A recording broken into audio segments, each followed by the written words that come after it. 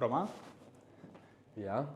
pastāst lūdzu, ar ko apsardzes alianse atšķirās no citiem apsardzes uzņēmumiem? Ar to, ka pirmā piedāvāja vai izgudroja tādu pakalpojumu kā rēģēšana ar tuvāko ekipāžu uz trauksmi. Kāds izpaužās? Tātad mums ir līgumi ar lielākām apsardzes kompānijām Latvijas tirgu, un tātad uz trauksmi rēģē tuvākā no tiem ekipāžiem, kuri atrodas tajā, teiksim, lokācijā. Ja?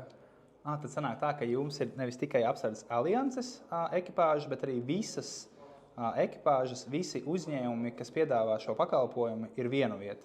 Jā, tas ir mūsu koncepcija. Mums ir līgumi ar 23 apsardzes kompānijām, ar lielākām, un tādēļ mēs varam nodrošināt to ātrāko reaģēšanu uz trauksmi. Kurā vietā Latvijā notiek visbiežākie izsaukumi? Tu zini? Protams, tas ir Rīgā un apkārtnē. Ja?